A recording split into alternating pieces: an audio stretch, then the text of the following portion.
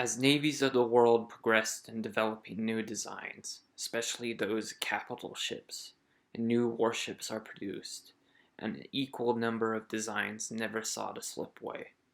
These ships never passed the drawing stage.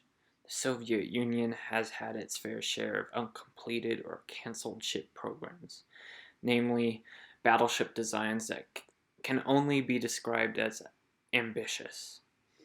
One Soviet design that only ever existed on paper was an attempt by the Soviets to persuade their American counterparts to build or help support them in building a true blue water navy.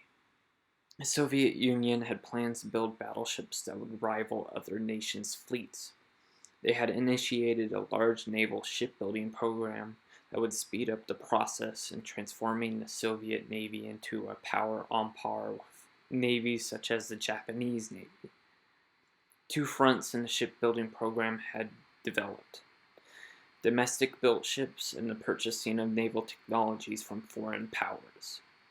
This included buying blueprints of foreign-designed ships, of which the topic of today's video is of this type.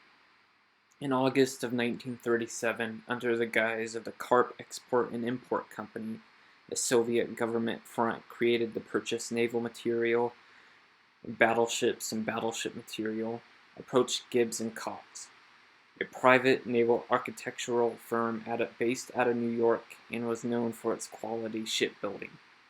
The Soviets had asked Gibbs and Cox to build a ship that would have 16-inch guns, a 16-inch armored belt, and would be able to sustain a speed of 30 knots, and would also be at the very least 35,000 tons. When the design plans were finalized, the result was certainly something not seen before. What the builders had drawn up was a battleship aircraft carrier hybrid that would tip the scales at 62,000 tons.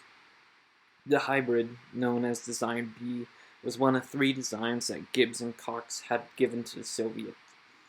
The armament layout of Design B was planned to have 12 15-inch main guns and aircraft complement around 40 aircraft. The ship would have had two hangars, an upper one and a lower one. In the end, however, the designs were turned down by the Soviets because of the challenges of building such a large ship, which would have exceeded the treaty limitations at the time. Thank you guys for watching. Remember to like and subscribe.